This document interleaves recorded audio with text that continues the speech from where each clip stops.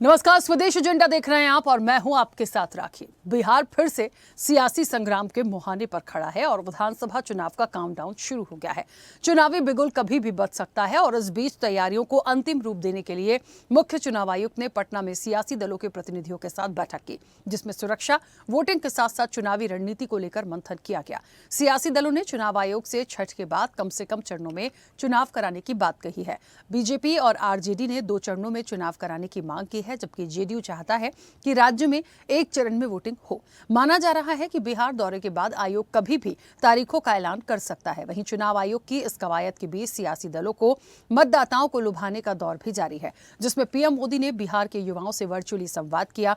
उन्होंने शिक्षा व्यवस्था की बहाली के लिए आरजेडी और कांग्रेस को जिम्मेदार बताया। उन्होंने कहा कि जिस पेड़ की जड़ों में कीड़ा लग जाता है उसे फिर से खड़ा करने में बहुत मेहनत लगती है। पीएम मोदी ने युवाओं के लिए 62,000 करोड़ की योजनाओं की शुरुआत भी की। देश भर के 1,000 आईटीआई के विकास के लिए पीएम सेतु और युवाओं के लिए मुख्यमंत्री निश्चय स्वयं सहायता भत्ता योजना का भी आगाज किया। वहीं कांग्रेस एनडीए सरकार के खिलाफ 20 साल 20 सवाल अभियान शुरू करने जा रही है। ऐसे में सवाल है कि पीएम मोदी की बिहार को करोड़ों की योजनाओं की सौगात का कितना असर चुनाव में पड़ेगा। क्या महागठबंधन बिहार की सियासत को अपने पक्ष में मोड़ पाएगा? क्या वोट चोरी के बाद कांग्रेस का सवाल पूछने का अभियान जनता को रास आएगा? और सबसे बड़ा सवाल है कि चुनाव आयोग कब तारीखों का ऐलान करता है। इसी मुद्दे पर आज हम विस्तार से चर्चा करेंगे। उससे पहले देखिए ये रिपोर्ट।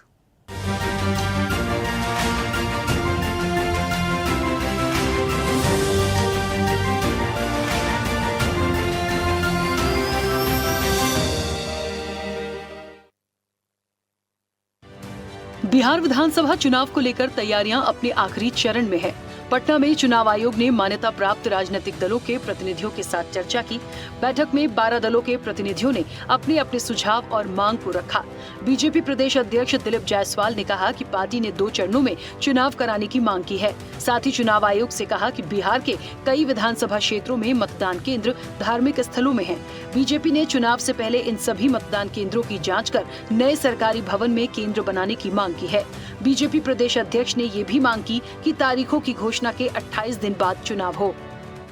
हम लोगों ने अनुरोध किया है कि जो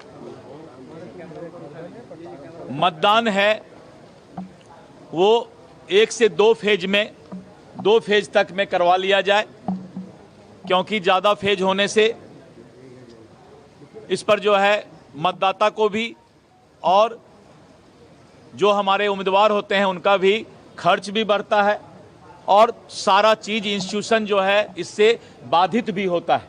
इसीलिए बहुत लंबा चुनाव का प्रोसेस नहीं किया जाए।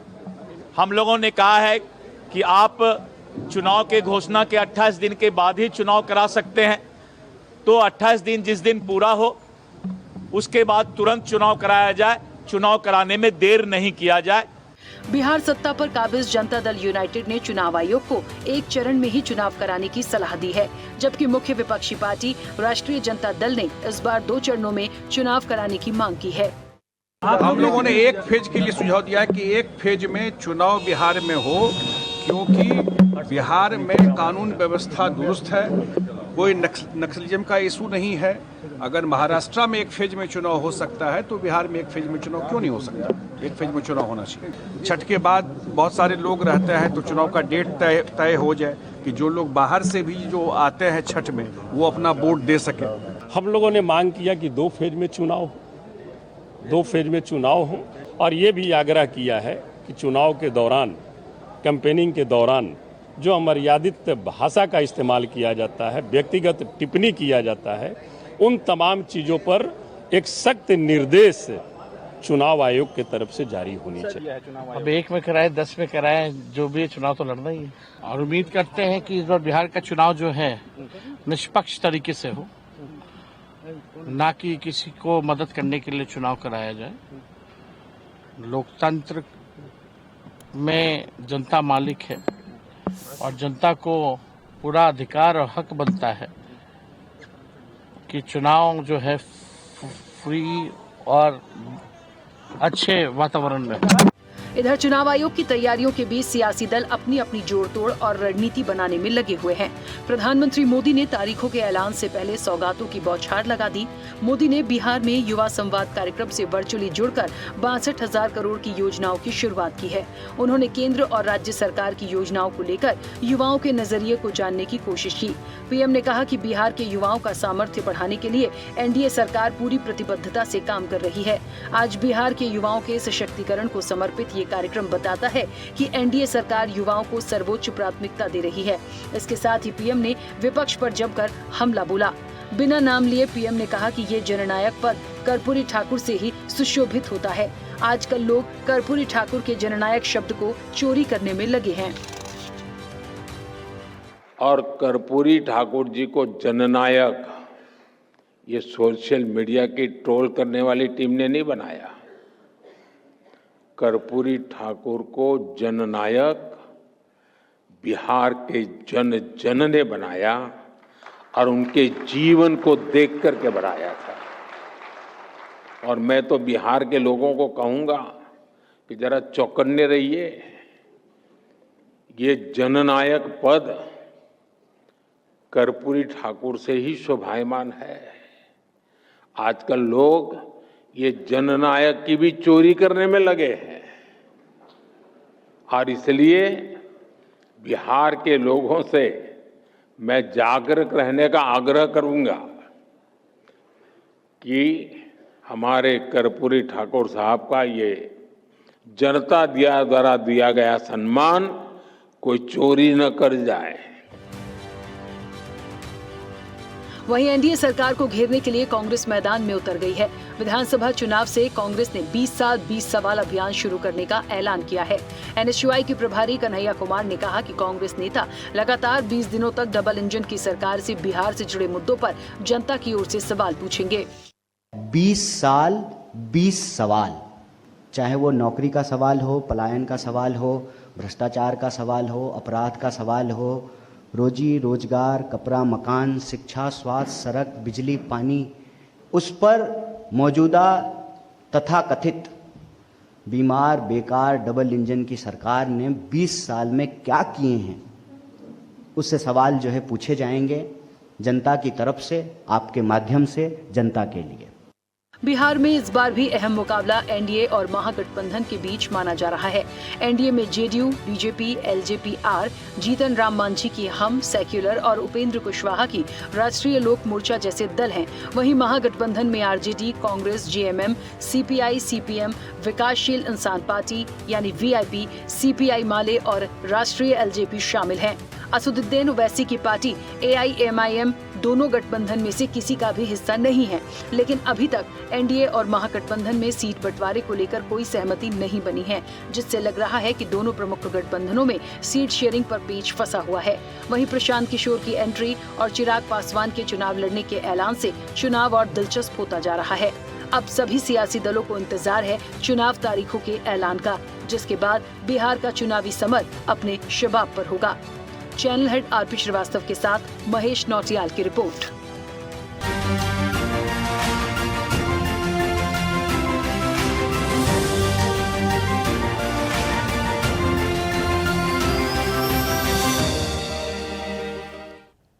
चलिए, तो बिहार विधानसभा चुनाव का काउंटडाउन तो देखिए शुरू हो गया है, और इसलिए भी हो गया क्योंकि 2-3 बातें बड़ी महत्वपूर्ण हैं। एक तो ये कि पटना में बहुत महत्वपूर्ण आज एनडीए की बैठक थी और कहा जा रहा था कि सीट शेयरिंग को लेकर बहुत सारी चीज़ें होंगी, और सीट शेयरिंग ऐसा फैक्टर है कि बहुत सारी चीज़ों को आगे ये फाइनल करेगा। अब पूरी क्लियरिटी तो अभी नहीं है कौन कितना कैसे, क्योंकि जैसे जैसे चुनाव नज़दीक आएंगे बहुत सारी चीज़ें क्लियर होंगी। लेकिन हाँ, इलेक्शन कमीशन की जो बैठक हुई है सियासी दलों के साथ, राजनीतिक दलों के साथ, वो कई मायनों में खास थी, क्योंकि लंबे समय से सवाल उठाए जा रहे थे। तो जो क्राइटेरिया, किस तरीके से इलेक्शन होना चाहिए, दोनों तरफ से जो बातें रखी गई हैं उसमें भी बहुत सारे पॉइंट्स आए हैं। तो कुल मिलाकर अब ऐसा लगता है कि इलेक्शन कमीशन ने इन सारी बातों के बाद बहुत जल्दी इसका डिक्लेरेशन करेगा, और जब चुनाव की तारीखों का ऐलान हो जाएगा तब सिनेरियो बिहार का कुछ और होगा। तब फिर कैंडिडेट से लेके सीट शेयरिंग से लेके सारी चीज़ों पर कहते हैं ना कि एकदम से रफ्तार बढ़ जाएगी। बाकी मुद्दे हैं, तैयारियां हैं, बहुत सारी चीज़ें हैं। कुल मिलाकर यहाँ कौन होगा, ये एक सबसे बड़ा सवाल है। और कौन किस पर भारी पड़ेगा, और अब तक की चीजों में जितने अप एंड डाउन्स आए बिहार इलेक्शन से, उसमें सबसे आगे कौन। सीधे चर्चा पर चलेंगे, हमारे साथ मेहमान जुड़े हैं। सबसे पहले आपका परिचय करा दें। भारतीय जनता पार्टी का पक्ष रखेंगे अमित तिवारी। अमित जी, बहुत स्वागत चर्चा में जुड़ने के लिए। कांग्रेस का पक्ष रखेंगे स्वामीनाथ जायसवाल। स्वामीनाथ जी, आपका भी बहुत स्वागत है। आरजेडी का पक्ष रखेंगे बबलू कुशवाहा। बबलू जी, आपका भी बहुत स्वागत है। जेडीयू का पक्ष रखेंगे मोहम्मद मोहिउद्दीन राइन। मोहिउद्दीन जी, आपका भी बहुत स्वागत है। जन सुराज का पक्ष रखेंगे कुंवर चंद्रेश। कुंवर चंद्रेश जी, आपका भी बहुत स्वागत है। और राजनीतिक विश्लेषक हैं संदीप चौधरी। संदीप जी, आपका भी बहुत स्वागत है। मैं चर्चा की शुरुआत सबसे पहले अमित जी आपसे करती हूँ। मेरी आवाज पहुंच रही है? जी राकेश जी। हाँ अमित जी, बिहार इलेक्शन, देखिए बहुत सारी चीज़ें अब तक हमने बिहार इलेक्शन में देख ली, सुन ली। एक महत्वपूर्ण फैक्टर था आज के दो, एक तो इलेक्शन कमीशन का वहाँ पर राजनीतिक दलों के साथ बैठक होना, बहुत सारी चीज़ों पर उनके सुझाव और इलेक्शन कमीशन की जो बातें थी वो आना, कितने चरणों में इलेक्शन हो सकता है, कैसे होना चाहिए, सारी चीज़ों पर मंथन। दूसरी चीज़, सीट शेयरिंग को लेकर भी आज पटना में बीजेपी की बैठक थी। किस तरीके से आगे बढ़ रहे हैं, क्या लगभग सब कुछ तय हो चुका है, थोड़ा वक्त और लगेगा या? राकेश जी धन्यवाद। देखिए, जो सीट शेयरिंग की आप बात कर रही हैं वो जब भी फाइनल हो जाएगा आपके सामने वो खबरें आ ही जाएंगी। लेकिन जिस तरीके से बिहार में डेवलपमेंट हुआ है, अभी देखिए जो अभी कैबिनेट की बैठक थी बिहार कैबिनेट की, उसमें 129 एजेंडों को स्वीकृति मिली है, जहां पर कि बिहार में फिल्म और नाट्य के लिए खोले जाएंगे, संस्थान खोले जाएंगे। छात्रवृत्ति जो है वो डबल कर दी गई है, वो 300 करोड़ की स्वीकृति दी गई है। 218 जो पद हैं जो इसमें खाली हैं उसको भरे, उसकी जो नियुक्ति की उसके लिए स्वीकृति दी गई है।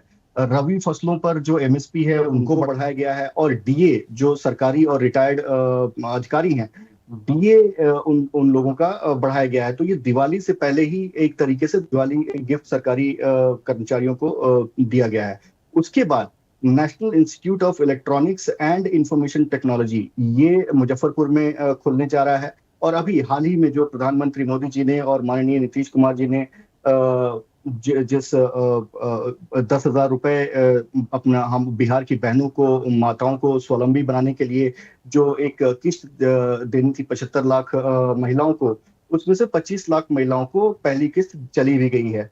और जीविका दीदी के माध्यम से जिस तरीके की एक महिलाओं को स्वावलंबी बनाने का एक जो कार्यक्रम पूरे बिहार में चला है, और जिस अंधकार में महिलाओं के भविष्य को ढकेल दिया गया था, वहां से निकालकर हर पंचायत तक उनको पहुंचाया गया और गांव-गांव को एक विकास की रफ्तार दी गई। उस सारी चीजों को लेकर आज बिहार जो है वो विकास के रास्ते पर है। बिहार जो है वो दौड़ रहा है तेज गति से, और इसका आप अगर ग्रोथ रेट देखेंगे, जीडीपी का ग्रोथ रेट वो 14% की दर से है। और जो भी पिछले जो लालू और राबड़ी राज में हमने देखा था, जिस तरीके की अराजकता, जिस तरीके की अपहरण, फिरौती, जितने भी गोरख धंधे उस समय चला करते थे, वो सभी चीजों पर आज वहां पर कानून का राज स्थापित है। और कोई भी घटना अगर घटती है, पुलिस वहां पर त्वरित गति से कार्रवाई करती है और अपराधियों को सजा दिलाने का काम करती है। आज मैं आपको बहुत ही खुशी से ये बताना चाहता हूं कि बिहार में जो इंफ्रास्ट्रक्चर का जो डेवलपमेंट है वो बहुत ही तेज गति से बढ़ रहा है। 6 ग्रीनफील्ड एयरपोर्ट्स का अभी शिलान्यास उसका हो गया है, जिसमें से बीरपुर, मुंगेर, वाल्मीकि नगर, मुजफ्फरपुर, सहरसा और भागलपुर है।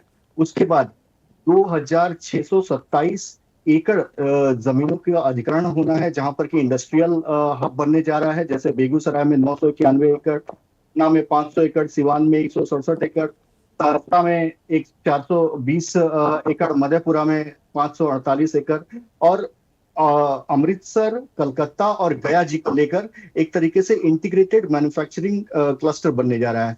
तो ये सारी चीजों को देखते हुए आज का जो युवा है वो विकास के राह पर है, और विकास ही एकमात्र मुद्दा है बिहार में आज के चुनावी जो राजनीति है उसमें। बाकी जिनको भी जो समीकरण साधने हो, किसी को अगर जाति का समीकरण साधना हो तो वो साधते रहें, किसी को किसी और चीज का समीकरण साधना है तो वो साधते रहें। हमारा एक ही समीकरण है, प्रधानमंत्री मोदी जी के नेतृत्व में पूरे देश में और नीतीश जी के नेतृत्व में बिहार में विकास का समीकरण, जिस के तहत हम आगे बढ़ रहे हैं। ठीक है। और आने वाले, जी राकेश जी, यही मैं कहना चाह रहा था कि आने वाले समय में जो लालटेन कभी बिहार में बिहारियों के खून से जला करती थी, आज उस जनता ने उस लालटेन को बुझाकर कबाड़ में फेंक दिया है। कोई भी एलईडी छोड़कर दोबारा लालटेन के युग में नहीं जाना चाहता है, चाहे वो कुछ भी कह लें। ठीक है, वापस आऊंगी अमित जी। स्वामीनाथ जी, मेरी आवाज पहुंच रही है? हाँ स्वामीनाथ जी, आज एक लंबे समय के बाद, मतलब इसलिए कह रही हूँ क्योंकि अभी तक तो ये हो रहा था कि इलेक्शन कमीशन बात नहीं करता, अपनी चीज़ों पर नहीं आता, लेकिन उन्होंने भी आज बैठकर बातचीत करी है। एक कहते हैं ना कि जब डिस्कशन होता है इलेक्शन प्रोसेस को लेकर होता है तो बहुत सारी बातें की गई हैं। एक तो किस तरीके की तैयारी चल रही है, दूसरी चीज़ ये सीट शेयरिंग को लेकर कहाँ तक पहुँची है। मैं ये बात इसलिए कर रही हूँ क्योंकि बीजेपी की जो सीट शेयरिंग की आज बैठक थी, उन्होंने कहा कि जब होगी तो सामने आएगी ही, लेकिन मुझे लगता है ये तेजी कब पकड़ेगा। अब तो मुझे लगता है बहुत कम समय बचा है, चुनाव की तारीखों का ऐलान भी हो जाएगा। आज इलेक्शन कमीशन भी बिहार में घूम कर आया, बातचीत करके आया।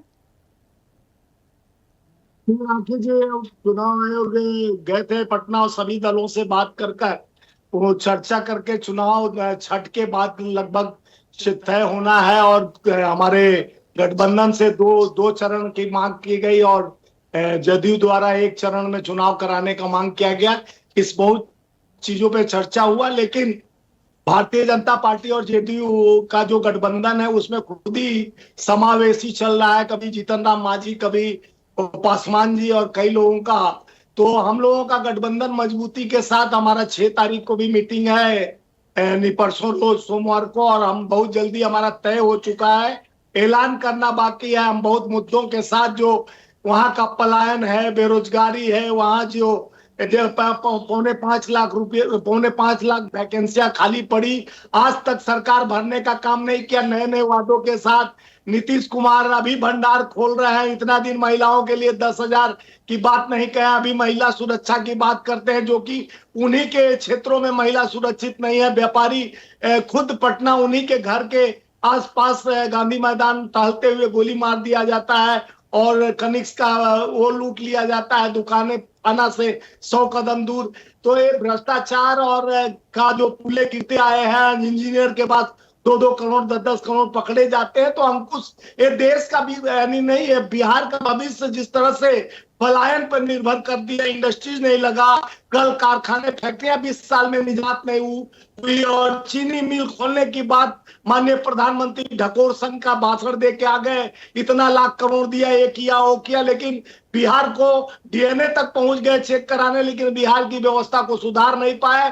20 साल से इन लोग की सत्ता है, वहां पर बिहार में महिला याद नहीं आई, युवा याद नहीं आया, रोजगार याद नहीं आया, पुलिस भर्ती में लाठी चलाते हैं, बीएससी के छात्रों पे लाठी चार्ज करते हैं। जो नौकरी मांगेगा, पहले तो प्रधानमंत्री मंगलसूत्र मुजरा पे चले जाते हैं, 2-2 करोड़ की झांसा दे के आए नौकरी का। देश भर में आज तक 2 करोड़ 11 साल में नहीं भर्ती कर पाए। स्किल इंडिया की बात करते हैं, बब्बर शेर लगा के पूरे चौक चौहानी पर दिखाया कि मैं बब्बर शेर लगा दिया, लेकिन शेर बीच से खोखला निकला।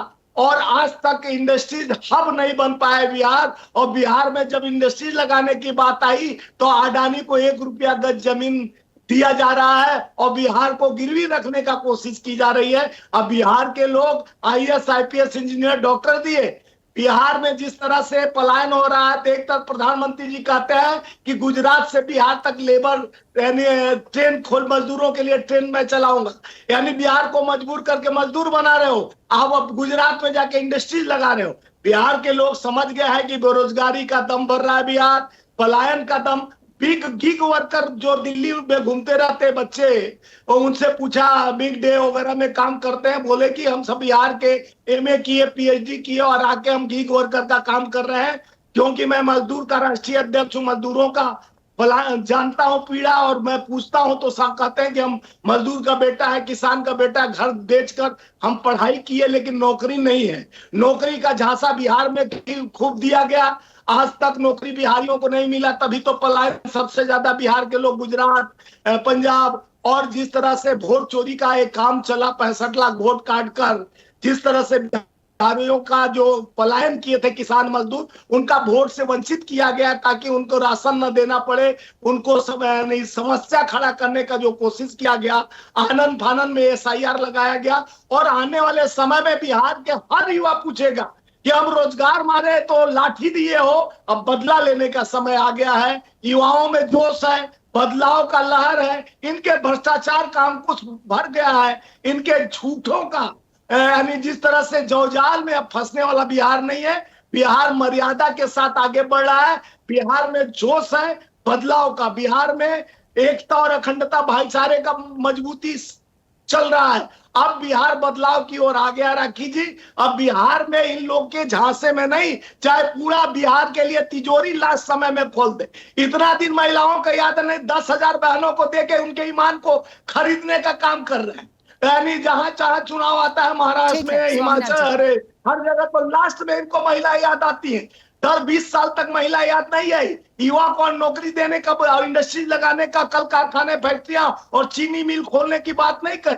लास्ट में जब चुनाव आता है, इनके पास इनकी सत्ता है सरकार में, प्रदेश में डबल इंजन की सरकार और सरकार है, तो एक खजाना से पैसा भेजकर फिर चुनाव आयोग से समझौता करके ऐलान करते हैं। ठीक चुनाव से पहले पैसा डाला जाता है, क्योंकि खजाना का कुछ हिस्सा देकर वोट खरीदने का काम किया जाता है। लेकिन वहां की महिला, वहां के युवा समझ गए कि इनके झांसे में हम नहीं आएंगे।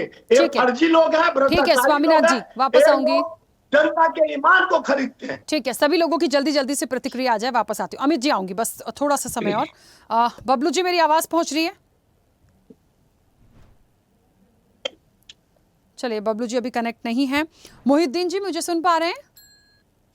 जी बिल्कुल सुन पा रहे हैं। हाँ, मोहिद्दीन जी, क्या तैयारी है? और जैसा कि एक बात और आई, इलेक्शन कमीशन ने आज जो बातचीत करी है आप सभी लोगों के साथ, आप लोग चाहते हैं एक चरण में इलेक्शन हो जाए, बाकी लोग चाहते हैं 2 चरण में हो जाए, सबके अपने अपने ओपिनियन है। उससे फर्क क्या पड़ जाएगा?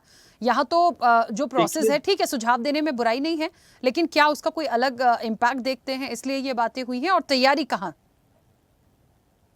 देखिए, जहां तक हमारी पार्टी की बात है, जनता दल यूनाइटेड की, वो उन्होंने जो चुनाव आयोग को बताया है कि पूरे बिहार में एक चरण में चुनाव हो, तो ये जरूरी है कि अगर एक चरण में बिहार में चुनाव होता है, जिस तरह से बिहार की अभी वर्तमान स्थिति है, बिल्कुल शांत है, एडमिनिस्ट्रेशन हमेशा हर जगह मौजूद है, शांति का माहौल है, खुशी का माहौल है हमारे नीतीश सरकार के राज में। इसीलिए हम लोगों ने तय किया, हमारे पार्टी के आलाकमान ने तय किया है कि बिहार में एक टाइम पर एक चरण में चुनाव हो, ताकि किसी तरह की दोबारा तिबारा चुनाव करने की जरूरत न पड़े और एक बार ही एक खर्च में पूरा चुनाव हो जाए। और बिहार निश्चित रूप से अगर एक चरण में चुनाव होता है तो सरकार की जो हमारी राशि है वो बचने का काम होगा। और हमारी सरकार में, नीतीश कुमार जी के सरकार में, एनडीए के सरकार में एकदम स्वच्छ तरीके से चुनाव होगा। इसलिए हम लोगों ने इस डिमांड को रखा। दूसरी बात है, जहां तक अभी हमारे स्वामीनाथ जायसवाल सर जो है अपनी बातों को रख रहे थे, मैं उनके बातों से इत्तेफाक नहीं रखता हूं। मैं कहना चाहता हूं कि हमारे स्वामीनाथ सर को देखना चाहिए कि आपने बिहार को अब आप अपनी नजरों से देखें, और पहले भी आप देखते होंगे आप बिहार को, तो आपको निश्चित रूप से बिहार में बहुत सारा चेंजिंग नजर आता होगा। खास करके महिलाओं के बारे में जो आपने बात किया, आप समझ सकते हैं कि बिहार में महिलाओं के सम्मान और मान को बढ़ाने में हमारा बिहार सरकार, खास करके हमारे माननीय लोकप्रिय मुख्यमंत्री श्री नीतीश कुमार जी ने महिलाओं को आसमान तक पहुंचाने का काम किया। कभी आपने सोचा था, कभी आपने महिलाओं को आरक्षण दिया था चुनाव लड़ने का? हमारे नीतीश सरकार ने महिलाओं को 50% आरक्षण दिया। आज हमारी मां बहनें हर जगह, पंचायत से लेकर के विधायक तक, मिनिस्टर तक, हमारी मां बहनें आज नेतृत्व का उनको मौका मिला, घर से बाहर निकल कर वो नेतृत्व कर रही है। आज अगर आप देखेंगे, आज हमारे बिहार पुलिस में महिलाओं को 35% आरक्षण देकर के महिलाओं को मजबूती प्रदान करने का काम किया। आप किस हिसाब से कहते हैं कि महिलाओं की तरक्की नहीं हुई? हर क्षेत्र में महिलाओं को आगे बढ़ाने के लिए नीतीश कुमार जी ने उनकी तरक्की और डेवलपमेंट करने का काम किया। आपको पता होना चाहिए कि जितनी भी हमारी बिहार की महिला है, जो आधी आबादी की मालकिन है, वो तमाम महिलाओं हमारे साथ है, हमारे जनता दलियों के साथ है और हमारे एनडीए सरकार के साथ है। वजह यह है कि उनको पता है कि इस सरकार में जितनी महिलाओं का सम्मान बढ़ाने का नीतीश कुमार ने काम किया, कोई भी सरकार महिलाओं का उतना सम्मान नहीं बढ़ाया, उसकी आर्थिक स्थिति बनाने का मजबूत किया। कोई भी सरकार उनकी आर्थिक स्थिति को मजबूत करने का काम नहीं किया। जहां तक आप अभी बता रहे थे कि 10,000 रुपया दिया जा रहा अभी इलेक्शन के समय में, 10,000 रुपया दिया जा रहा इलेक्शन के समय में, ये अभी से नहीं, शुरुआती दौर से चलते आ रहा। उनके विकास के लिए हर योजनाओं को मुख्यमंत्री जी धरातल पर उतारने का काम कर रहे हैं। ये 10,000 रुपया इसलिए है कि महिलाएं अपने कारोबार को चालू करे, आत्मनिर्भर बने।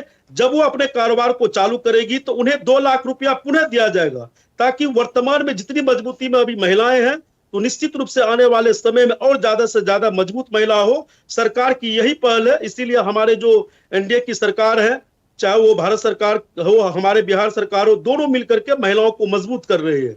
दूसरी बात आपने बताया युवाओं की बात और नौकरी की बात आपने बताया। आपको पता होगा कि पहले जो हमारी सरकार हुआ करती थी, बिहार में कोई भी अफसर था जहां पे एक भी सरकारी नौकरी मिलती थी। आज आप देखते होंगे कि हमारे बिहार में लाखों लाख बीपीएससी टीचर है। हर जितने भी हमारे विभाग है उसमें जो भी रिक्त पद है, उन तमाम पदों पे हमारी सरकार उनको नियुक्ति पत्र देने का काम कर रही है। युवाओं हजार बीपीएससी टीचर हो गए जो अपने जीवन को खुशहाल बना रहे हैं। अब बाकी जो हमारे पढ़ने वाले युवा हैं उनके लिए अनेक योजना सरकार ने लाया। आज स्टूडेंट क्रेडिट कार्ड की आप बात कीजिए। आज खुद माननीय प्रधानमंत्री महोदय ने जिस हिसाब से 62,000 करोड़ रुपया युवाओं के सामने पेश किया, उनको देने का काम कर रहे हैं, तो आप समझ सकते हैं कि युवाओं को इससे कितना फायदा होगा, कितना युवा आगे बढ़ेंगे और हमारे बिहार का नाम रोशन होगा। तो जो पॉजिटिव पॉइंट है उस पर भी थोड़ा नजर दिया जाए। ठीक है मोहिउद्दीन जी, वापस आऊंगी। बबलू जी भी हमारे साथ जुड़ गए। बबलू जी, मेरी आवाज पहुंच रही है? जी जी पहुंच रही है। हाँ बबलू जी, क्या तैयारी है? देखिए सीट शेयरिंग पर एक फाइनल कब तक हो सकता है? क्या चुनाव की तारीखों का ऐलान होगा उसके बाद ही वो रफ्तार पकड़ेगी? क्योंकि ये बहुत ज़रूरी हो गया है। इलेक्शन कमीशन भी आप लोगों से आज सबकी बैठक हुई है, कितना पॉजिटिव रिस्पांस मिला? बहुत सारी चर्चाएं शेड्यूल को लेके हुई हैं कि 2 चरणों में होना चाहिए, 1 चरण में होना चाहिए। और अब से कुछ देर पहले एक बात चल रही थी, भारतीय जनता पार्टी कह रही थी कि लालटेन का तो अब कुछ होना ही नहीं है और लोग एलईडी की तरफ बढ़ रहे हैं। देखिए बढ़ चुके हैं राखी जी, और कह रहे हैं बढ़ चुके हैं। जी, भाजपा वाले भाई का हम सुन रहे थे, उनका जो अभी पूरा बौछार योजनाओं के बारे में बता रहे थे कि छात्रवृत्ति जो स्कॉलरशिप है 2 गुना कर दिया गया, तमाम योजनाओं को दे रहा है, 10,000 रुपया दे रहा है, ये सब कुछ देख रहे हैं, हम सुन रहे थे। हम उनसे पूछना चाहते हैं कि ये 2-3 महीना पहले से ही क्यों दिया जा रहा है?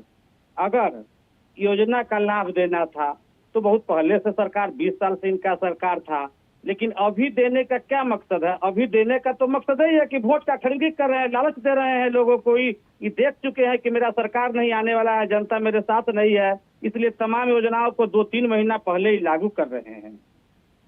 और दूसरा सवाल है कि हमारे जो आदरणीय तेजस्वी प्रसाद यादव जी का जो विजन था, जो उनका योजना था कि हम प्रत्येक लोगों को 200 यूनिट मुफ्त बिजली देंगे, 1500 रुपया पेंशन महीना देंगे, माई बहन योजना देंगे, यहाँ तक कि बच्चों को, जो हमारे स्टूडेंट भाई है उसको परीक्षा में जो आने जाने का भाड़ा फ्री, परीक्षा एग्जाम का फ्री, और तमाम चीज यही विजन चुरा के नीतीश जी और भाजपा वाले लोग, हेलो हाँ सुन रही हूँ बबलू जी, बोलिए। हाँ, यही विजन तेजस्वी जी, आदरणीय तेजस्वी जी का चुरा करके भाजपा और जदयू वाले लोग कर रहे हैं। उनके पास कोई विजन नहीं। अगर विजन रहता तो 20 साल से इनका सरकार है, 20 साल के सरकार में इन्होंने क्या देने का काम किया?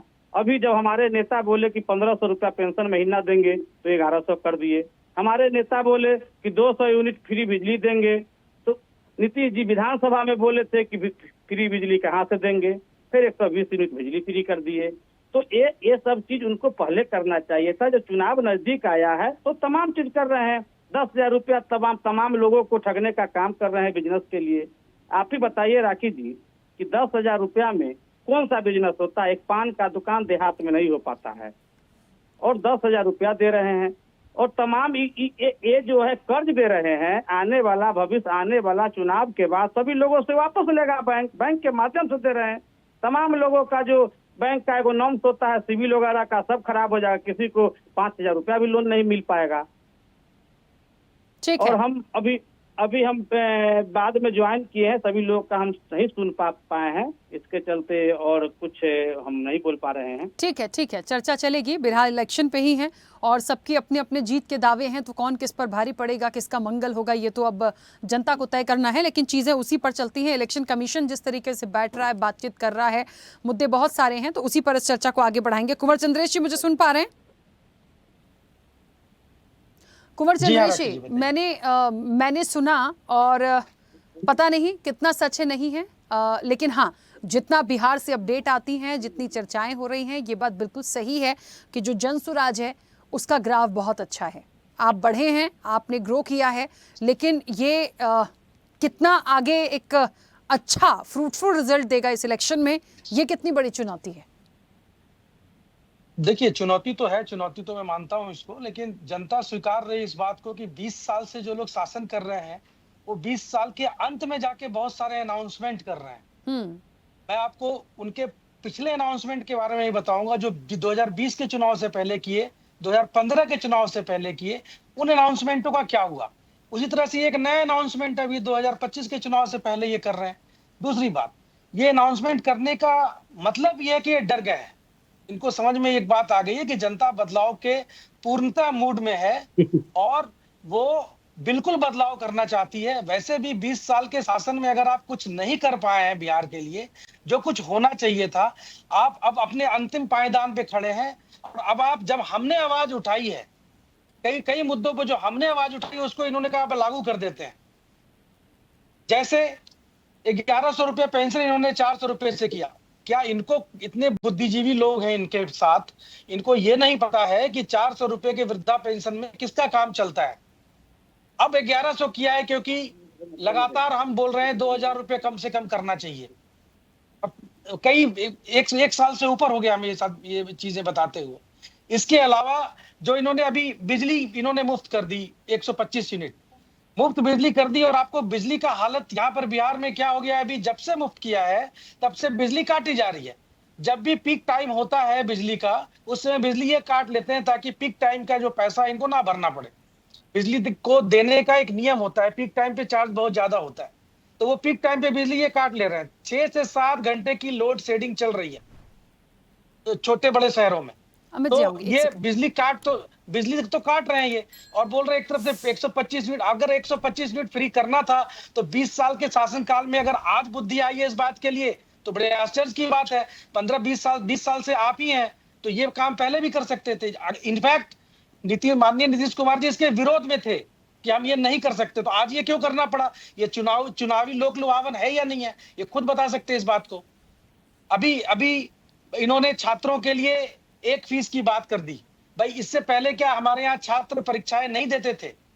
जब आंदोलन कर रहे हैं, जब जनसुराज आवाज उठा रहा है उनके लिए, तब इनको लग रहा है नहीं अब ये करना पड़े। ये कैसी मजबूरी है? लोकतंत्र में सरकार चुनी जाती है अपने कामों को करने के लिए, अपने कामों की कटिबद्धता के कारण सरकार को दोबारा चुनते हैं लोग। लेकिन यहाँ पर इन्होंने टेकन फॉर ग्रांटेड ले रखा है जनता को, और जनता इस बार पूर्णतया इनको हटाने के बदलाव के मूड में है और जनता जनसुराज पार्टी को ऊपर लेके आ रही है। निश्चित तौर पे हमारा ग्राफ बढ़ रहा है और जनता चाहती है कि कुछ अच्छा बदलाव परिवर्तन हो बिहार में, ताकि बिहार भी देश के तमाम अग्रणी राज्यों में शामिल हो और देश के साथ कंधे से कंधा मिला के चले। ठीक है, चलिए वापस आऊंगी। संदीप जी की प्रतिक्रिया आ जाए, उसके बाद आप लोग जो भी अपनी बात रखना चाहते हैं बिल्कुल रख सकते हैं। संदीप जी, मेरी आवाज पहुंच रही है? हाँ राखी जी, मैं सुन पा रहा हूँ आपको। हाँ संदीप जी, बिहार का इलेक्शन का जो समय है अब उस जगह पर पहुंच चुका है, दशहरे के बाद भी जो कहा जा रहा था कि चुनाव की तारीखों का ऐलान होगा, क्योंकि इलेक्शन कमीशन ने आज बैठक की सभी के साथ और ये जो सहमति बनी है कि छठ के बाद ये सारी जो पूरी तैयारियां हैं ये फटाफट आगे होंगी, तो तारीखों का ऐलान हो जाना मतलब आप समझ लीजिए कि वो रफ्तार तेजी से आगे बढ़ेगी। वो सीट शेयरिंग को लेकर चीजें करनी ही पड़ेंगी, उसको लेट को नहीं किया जा सकता। इससे भी महत्वपूर्ण कि पीएम मोदी की जो बातें हैं, जो उन्होंने बहुत कुछ कहा, उसका कितना असर आप देखते हैं और कितना बदलाव बिहार में इस बार देखते हो? क्योंकि बहुत देर से मैं सुन रही हूँ, लंबा समय हो गया, नीतीश जी को हो गया, 20 साल हो गए, गठबंधन में अब ये हैं इस बार से, तो ये जो चीजें हैं ये कितना बदलाव करेंगी, क्योंकि यहाँ पे सिर्फ राजनीतिक दल की बात नहीं है, यहाँ मुद्दे और विकास की बात भी है।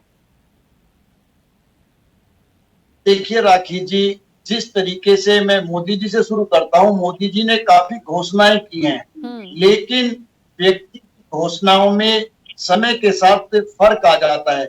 एक वक्त था 2014 में जब मोदी जी कुछ भी कहते थे, लोग बड़े ध्यान से सुनते थे और लोगों को लगता था कि मोदी जी जो कहेंगे वो देश में होगा।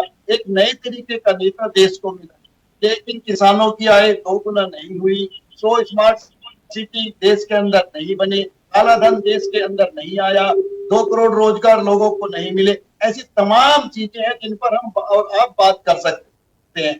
तो जब वो चीजें नहीं हुई, आज होने वाली घोषणाओं पे बिहार के लोग कितना यकीन करेंगे, ये हमें और आपको सोचना पड़ेगा, बिहार के लोगों को भी सोचना पड़ेगा। रही बात बिहार के डेवलपमेंट की, अगर हकीकत में हमारी राजनीति बिहार का डेवलपमेंट चाहती है तो देखिए, आप गुजरात से तुलना कीजिए पिछले 20 साल में। अभी सबसे नया प्रोजेक्ट है जहां गुजरात के अंदर लगभग हर शहर के अंदर इंडस्ट्रियल एरिया है, जहां हर शहर के अंदर रेल कनेक्टिविटी है, जहां हर शहर के अंदर एयरपोर्ट है। और अभी 1 महीना पहले ही एक खेल यूनिवर्सिटी आई है जो खेल राजधानी बनेगी। खेल राजधानी भी बनने जा रही है गुजरात में। अगर हकीकत में बिहार की किसी को चिंता थी तो जो खेल राजधानी बनाना था, बिहार के अंदर मैं गया हूं, मैं रहा हूं राजभवन में। राखी जी आपको बता दूं, बिहार के अंदर टैलेंट कूट कूट के भरा हुआ है, कोई कमी नहीं है बिहार में टैलेंट की। बस उस टैलेंट को एक प्लेटफॉर्म चाहिए, वो प्लेटफॉर्म आज तक नहीं मिला। पहले भी कई राजनीतिक और जाली और आज भी मैं सेम स्थिति देखता हूँ। रही बात नीतीश जी की, देखिए जब 2-3 टर्म्स किसी के हो जाते हैं, एंटी इनकम्बेंसी भी एक फैक्टर बन जाता है, तो कहीं ना कहीं नीतीश जी की जो रहा है वो मुश्किल है। लेकिन ऐसा कुछ तेजस्वी यादव या आरजेडी ने भी नहीं किया है जिसके दम पर लोग एक तरफ उनके ऊपर चले जाए। तो चुनाव को मैं मानता हूं हार जीत जो होती है वो समीकरण बेस होती है। पिछली बार आरजेडी ने और कांग्रेस ने अच्छा प्रदर्शन किया था मिलकर के और काफी अच्छी टक्कर दी थी। जेडीयू का ग्राफ काफी डाउन गया था, लेकिन बीजेपी ने जेडीयू की नैया को डूबने से बचा लिया था। अब की बार जो फैक्टर है राखी जी, जो जन स्वराज पार्टी है, जन स्वराज पार्टी कहीं ना कहीं वो असली हीरो है वहां पर। अगर उन्होंने जेडीयू का वोट काट दिया या बीजेपी का वोट काट दिया तो देखिए आरजेडी अलायंस को आने से कोई नहीं रोक सकता। और अगर जन स्वराज ने यही नुकसान आरजेडी और कांग्रेस को पहुंचा दिया तो मुझे लगता है जेडीयू और बीजेपी फिर से वापसी करेंगे। बिल्कुल सही है, और ये सारे फैक्टर्स तो देखिए प्रभावित करेंगे ही करेंगे, क्योंकि इससे ही सारी चीज़ें टिकी हुई हैं। मुद्दे और तो अपनी जगह हैं ही, लेकिन बहुत सारी चीज़ें ऐसी हो चुकी हैं बिहार में कि जनता के हाथों में अब सब कुछ है। अमित जी कुछ कहना चाह रहे थे, अपनी बात रखिए। जी राखी जी, मैं ये कहना चाह रहा था कि मैंने आरजेडी के प्रवक्ता की बात सुनी और कांग्रेस के प्रवक्ता की भी बात सुनी। देखिए, हमने वोट चोरी हुई है या नहीं हुई है ये तो किसी ने नहीं देखा है, लेकिन चारा चोरी तो हुआ है, ये हम सब ने देखा है। शिक्षा चोरी हुई है, स्वास्थ्य चोरी हुई है, महिलाओं की अस्मिता चोरी हुई है, ये हम सब ने देखा है। और पूरी की पूरी बिहार और बिहार की जनता इस चीज का गवाह है।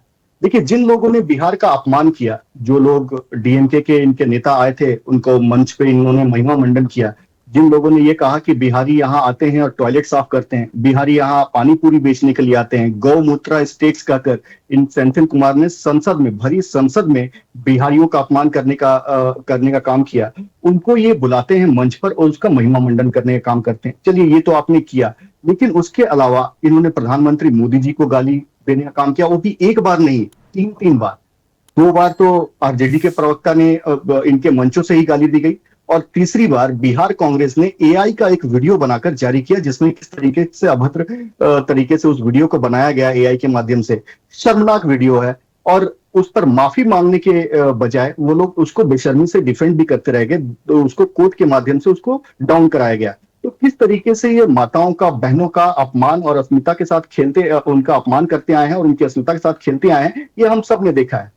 उसके बाद आप देखिए, जो बात की गई, आप अगर बात करेंगे कि अभी मैं समीक्षक जी को सुन रहा था, जो एनालिस्ट हैं उनकी बात को मैं सुन रहा था। इन्होंने कहा कि अगर जन स्वराज आएगी तो अगर जेडीयू का और बीजेपी का अगर वोट काटा तो आरजेडी जीत जाएगी।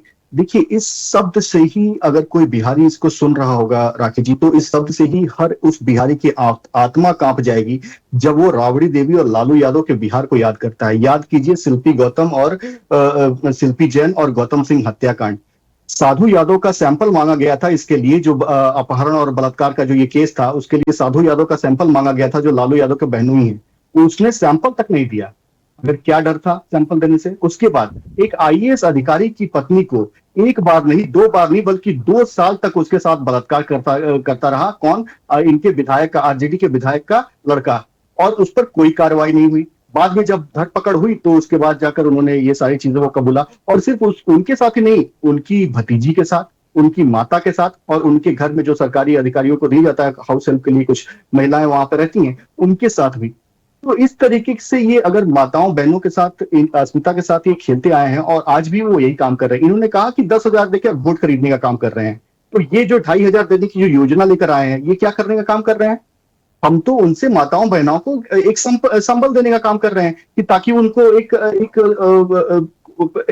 एक सपोर्ट मिले और वो आगे यहां से आगे बढ़े, और बाद में 2 लाख रुपए भी देने का काम करेंगे। तो जिस तरीके से बिहार की अस्मिता के साथ खेला गया है, जिस तरीके से बिहारियों का अपमान किया गया है हर जगह पे, और उसके खिलाफ एक आवाज भी किसी ने नहीं उठाया है, भारतीय जनता पार्टी और जेडीयू को छोड़कर एक आवाज भी किसी ने नहीं उठाया। तो निश्चित तौर पर इस पर, और मैं एक सुन रहा था अभी, जन स्वराज के यहाँ प्रवक्ता बैठे हैं, मैं कल इनके जो प्रशांत किशोर जी हैं, उनका एक चैनल पे साक्षात्कार था, वो उनको था, जब एक पत्रकार ने उनसे कहा कि आपने तो तमाम नेता जिन पे भ्रष्टाचार के आरोप है उनको भी गाइडेंस दिए हैं, तो आप किस सूचिता की बात कर रहे हैं? तो उन्होंने कहा कि मैं कोई किसी राजा का बेटा तो हूं नहीं, मुझे जो अपॉर्चुनिटी मिली मैं करता गया। तो इससे तो आप राकेश जी, जो कोई आदमी अगर गलती से कोई अपराध का मार्ग पकड़ लेता है, आप उसको जस्टिफाई कर रहे हैं कि अगर आप अपराध कर रहे हैं, अगर आप अगर असक्षम हैं और आप अपराध की तरफ जा रहे हैं, तो आप सही हैं। ये कोई बात होती है क्या?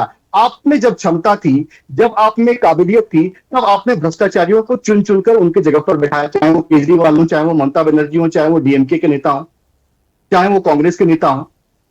और आज आप बात कर रहे हैं सुचिता की। जब आप आए यहां पर, तो आप जब आप राजनीतिक मैदान में आए तो आप सुचिता की बात कर रहे हैं, और जब आपके पास मौका था, जब आपके पास ये हुनर था कि आप सच्चे लोगों का साथ देते, आप अच्छे लोगों का साथ देते और सत्ता की उस शिखर तक पहुंचाते जहां पर कि उस प्रदेश का या उस जनता का विकास हो सके, तब आपने भ्रष्टाचारियों का साथ दिया, और आज यहाँ पर आकर सुचिता की बात कर रहे हैं, और गांव-गांव जाकर बिहारियों का अपमान करने का काम करते हैं, कहते हैं कि तुमने मुर्गा भात के लिए वोट किया, तुमने दारू के लिए वोट दिया। एक सेकंड रोक रही हूँ, कई सारे मेहमान कुछ कहना चाह रहे हैं। एक सेकंड, हाँ बोलिए, कुछ कहना चाह रहे हैं कुंवर चंद्रेश जी, बोलिए।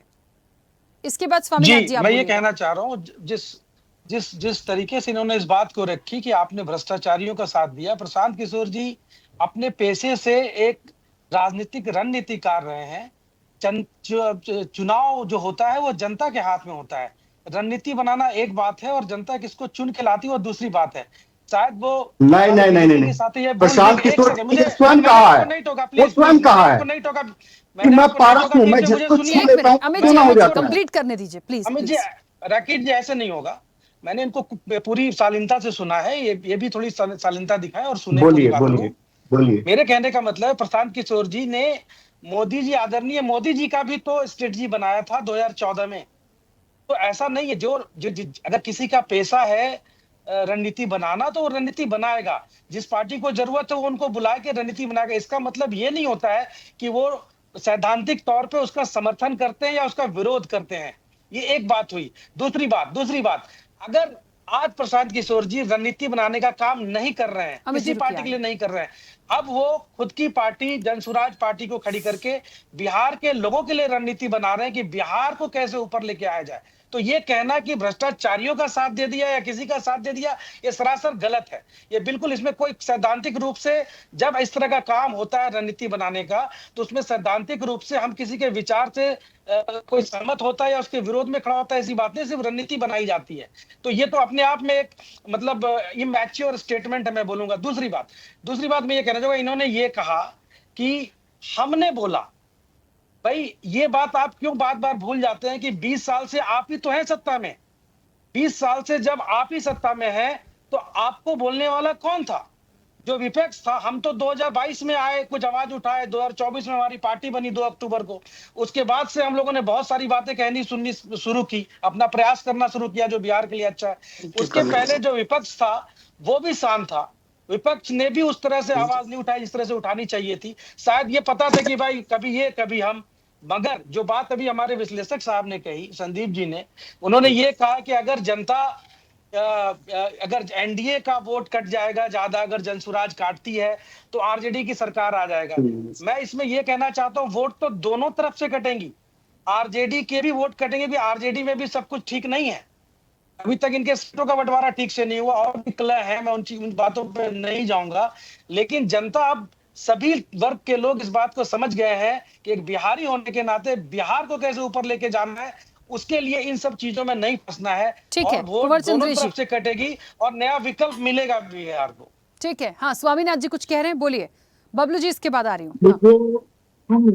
राखी जी देखिए, जिस तरह से अमित भाई भाजपा के प्रवक्ता बोल रहे थे कि अपना पवित्रता का प्रमाण दे रहे थे, इन्हीं लोग का है कि हेमंत विश्व शर्मा पर 20 लाख करोड़ का भ्रष्टाचार था। गंगा को तमाम पवित्रता का प्रमाण नहीं देना पड़ता है।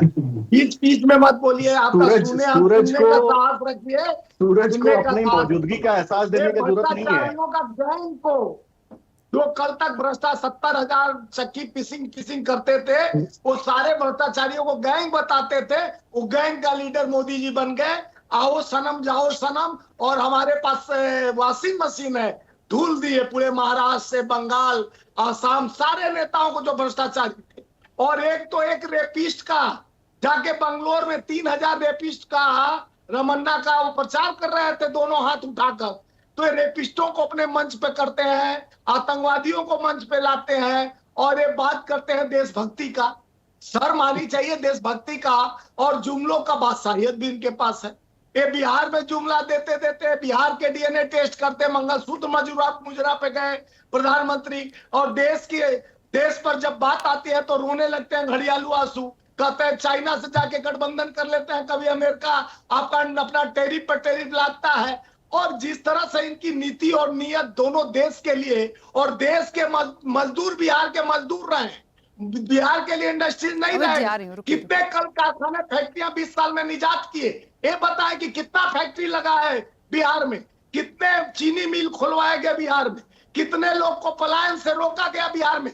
20 साल से आप ही लोग का सरकार है, जेडीयू और भाजपा का, और आपके गठबंधन की सरकार है। आज आप पिटारा, आप देख रहे हो कि मेरी कुर्सी सरक रही है तो पिटारा खोलने के लिए मुंह खोल दिए। तो आप पहले यही काम करते, यही विकास की एजेंडा लेके आते, यही बेरोजगारी, नौकरी मांगोगे, पिटोगे, जाति धर्म की बात करते हो और लोगों को लाठी चार्ज करवाते हो, पुलिस भर्ती।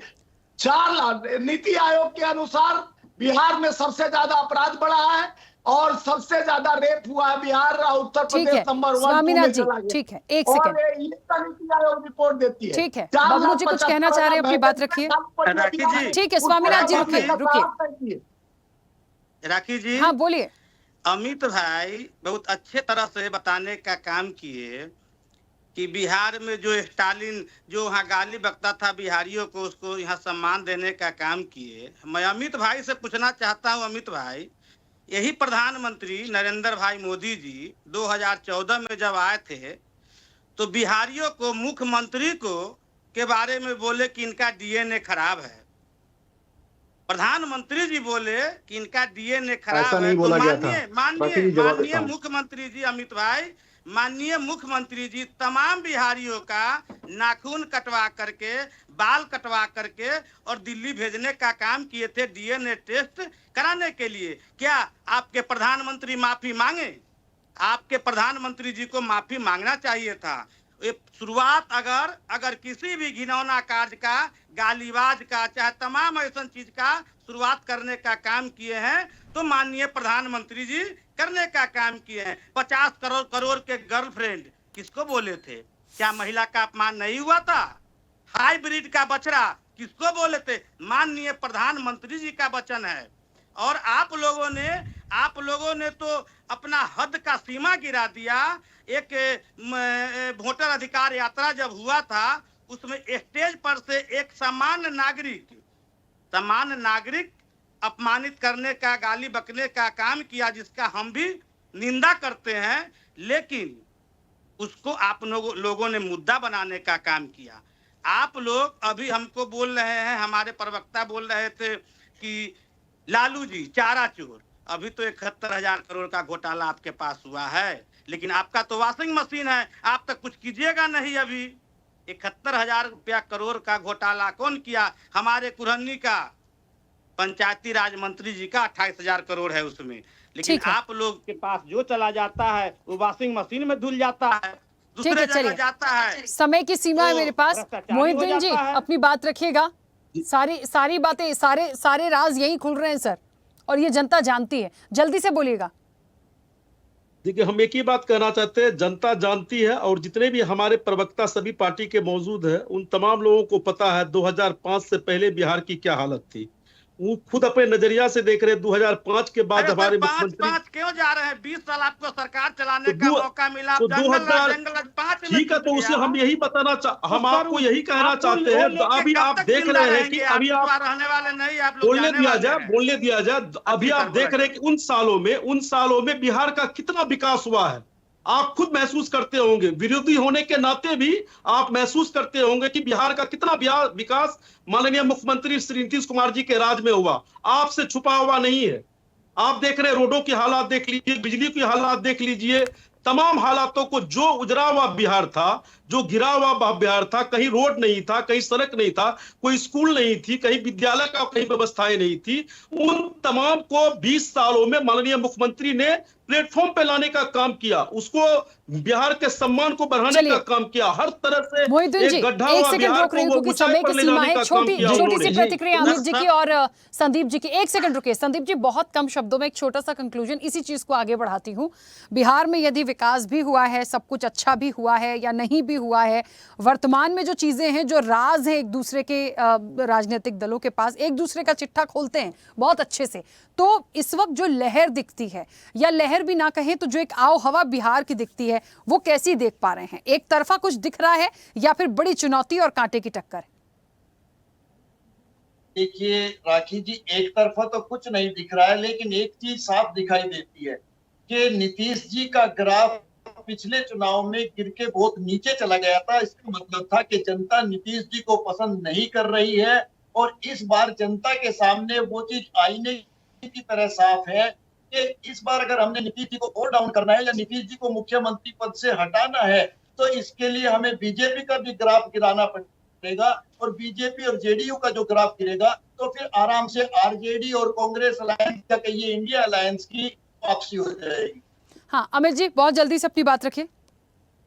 बिल्कुल 10 सेकंड में रखिए। देखिए, आज बिहार का युवा जो है वो सूर्य कुमार यादव को अपना आदर्श मानता है, तेजस्वी यादव को नहीं मानता है। तो आरजेडी को अपना ये जो भ्रम है उसको खत्म कर देना चाहिए। दूसरी बात, देखिए राहुल गांधी जी ने इस देश में एटम बम फोड़ा है या हाइड्रोजन बम फोड़ा है या नहीं फोड़ा है, लेकिन कोलंबिया में उन्होंने जरूर फोड़ दिया। वहां पर भूचाल आ चुका है। जो उन्होंने मैकेनिकल इंजीनियरिंग का जो अद्भुत उदाहरण दिया है कोलंबिया में, उसको पूरा देश थू कर रहा है, पूरी दुनिया उसमें थू कर रही है। तो एटम बम उसको जहां पे फोड़ना चाहिए था वो फूट चुका है।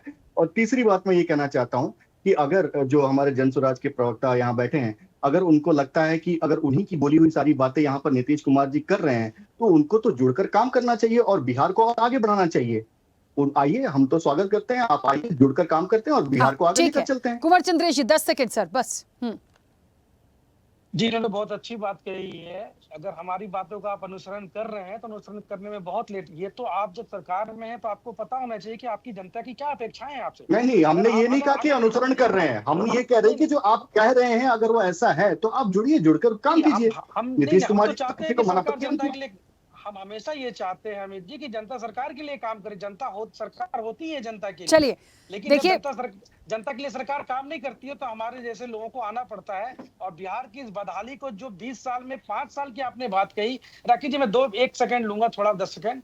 जो 5 साल शुरू के बाद के हमारे जदयू के प्रवक्ता बैठे हैं, जरूर अच्छा काम किया माननीय नीतीश कुमार जी ने, इसमें कोई शक नहीं है, कोई मतलब इसमें ईमानदारी की बात है कि काम किया उन्होंने, अच्छा काम किया। इसी वजह से 2010 में उनके सीट दोनों के, बीजेपी की सीट भी डबल हो गई लगभग और जदयू की सीट भी डबल आ गई। लेकिन 2010 के बाद 1-2 साल के बाद एक आप लोग अंतरंगी दुनिया में गए जहां पर से काम की शिथिलता आती चली गई। ठीक है, वो धीरे धीरे चलिए कुंवर चंद्रेश जी, क्योंकि समय बहुत हो गया सर, रोकना पड़ेगा इस चर्चा को। तैयारियां कीजिए। जनता जनार्दन बिहार की क्या चाहती है वो तो उनकी चीजों से पता चल ही जाएगा। उसके पहले सीट शेयरिंग बहुत महत्वपूर्ण है। आप सभी का बहुत शुक्रिया इस चर्चा में जुड़ने के लिए। बिहार का चुनाव देखिए बहुत दिलचस्प है। एक बात तो साफ है, एक तरफा कुछ भी नहीं है और टक्कर ऐसी होनी है कि जब सीट शेयरिंग होगी वो कैंडिडेट कौन होगा, कौन कौन सीट से होगा, ये सारे फैक्टर्स बहुत जरूरी होंगे, क्योंकि ये छोटा सा चुनाव नहीं है। बिहार का ये विधानसभा चुनाव बहुत बड़ा चुनाव है और यहां से बहुत सारी चीजें तय होंगी, क्योंकि दो गठबंधन जिस तरीके से जुड़े हुए हैं उनकी साख दांव पर लगी हुई है। क्या होगा ये अपडेट आने वाले समय में हमारे और आपके सामने आएगी। फिलहाल चर्चा में इतना ही। बने रहिए स्वदेश न्यूज के साथ। सबसे पहले देश। ऐसे ही वीडियोस के लिए लाइक करें, शेयर करें, फॉलो करें।